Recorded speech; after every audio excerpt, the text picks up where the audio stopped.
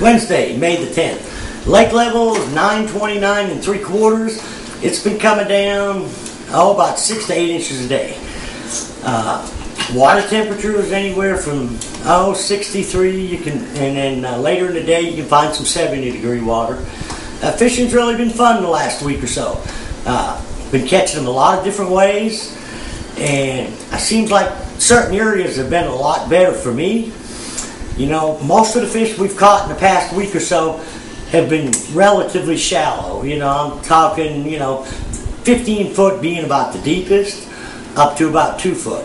There's a whole new wave of fish coming in to spawn. We've seen several on beds, and the majority of the fish we've caught this past week have not spawned yet. Their bellies are loaded up.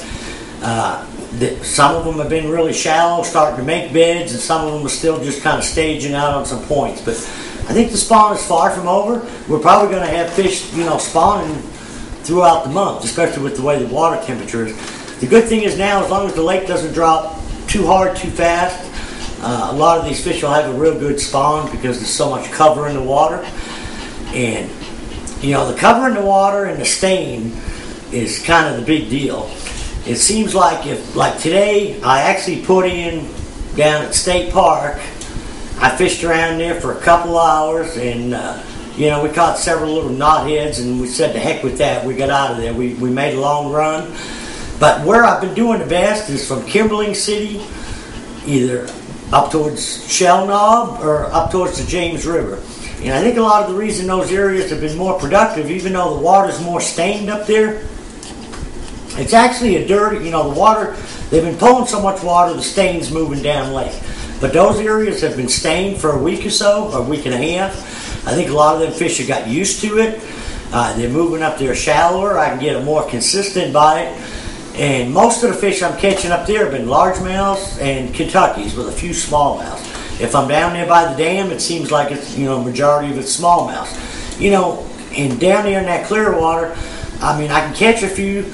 I can catch some, but we got to fish. I've been having to fish out there deeper. If I go up there where the water's stained, I can fish with heavy line, big baits, and I don't have to fish deep, which fits my style and the way I like to fish a lot better.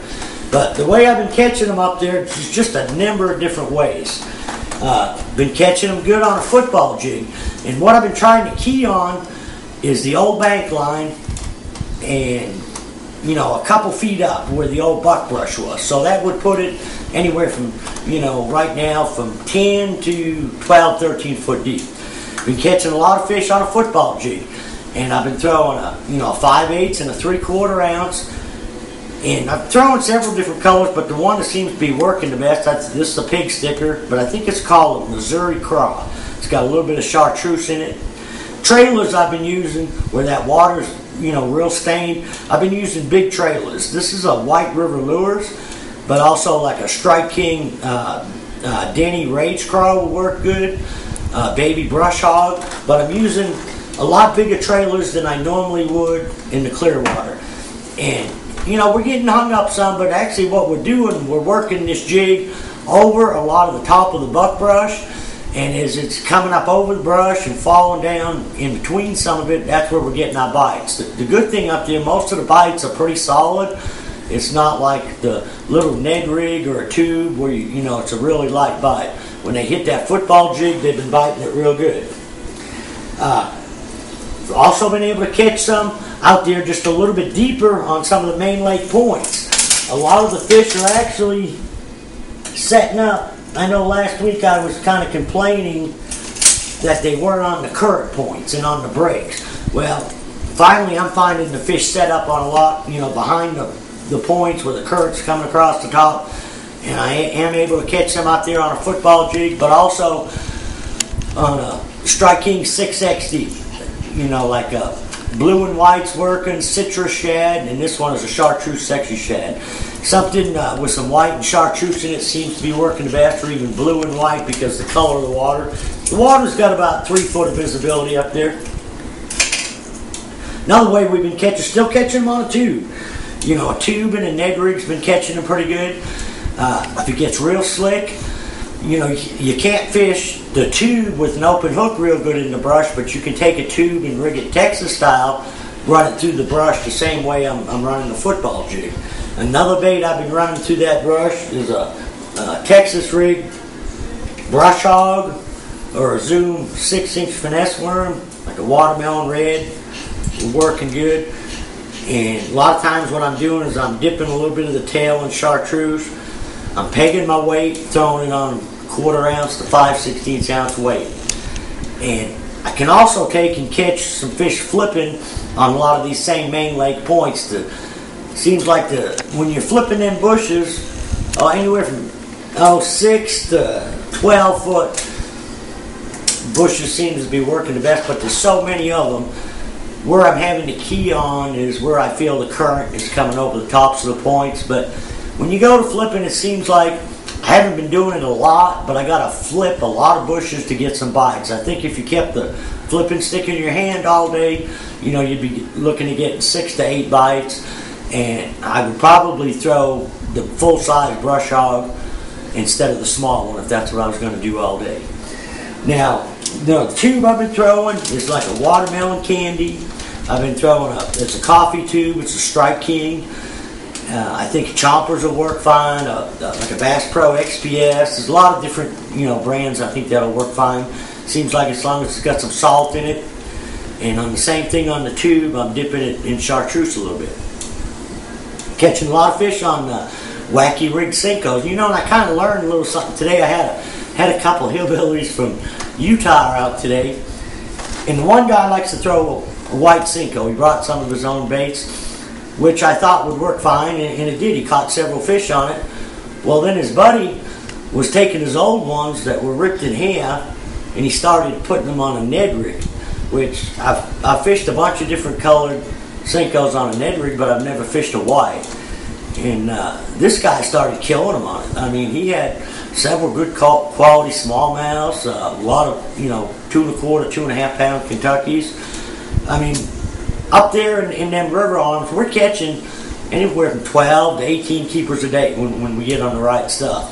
But they're not everywhere. When you find you get 1 or 2 bites, you need to slow down, fish everything real slow. The fish are definitely grouped up. One day they'll be in the center of a gut. The next day they may be on a main lake point or just behind where the current is. They're not in the same place every day. They've been in the same areas for me, but I've had to change up the style of bank. But most of the banks that are working best for me are flat banks. Normally the stuff that we would fish for smallmouth, the flat pea gravel, that seems to be the most productive. If I get on the steeper banks, it's not working as well.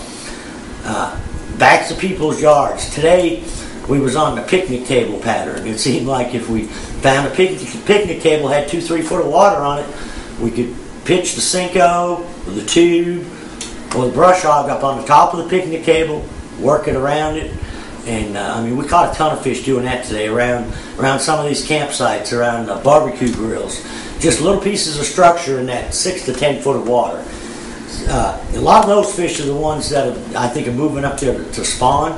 And like I said, they've been all 3 species. It seems like most of the fish I've been catching down lake, I know there's some left down there to spawn, but I'm catching a lot of them knotheads. Seems like up in the White and up in the James, I'm catching a lot better fish. I'm not having to fish as deep for them, and the quality's been a lot better. I haven't seen much of a topwater bite, and I have not thrown a spinnerbait a whole lot, but I think that spinnerbait, when you get the right day, it'd be a lot like keeping the flipping stick in your hand. What fish we have caught on the spinnerbait have been on a War Eagle, either 3/8 ounce or 1/2 ounce, tandem white willow blades with a coleslaw skirt. But I think if you keep it in your hand, cover enough water with it, especially when you get a little bit of wind and clouds. Tomorrow we're supposed to have rain, so I'll probably try a buzzbait. I think a lot of the topwater bite, is the shad aren't real active. When I can find the shad in the center of these pockets, that's when the crankbait's working. But I think as the water gets a little bit warmer, we'll start onto that shad spawn, and you'll see a lot better topwater action. And with the dirty water, I think a buzzbait or walking bait or like a pop-ar is probably the best bait, something you can make a lot of noise with so the fish, help the fish find it.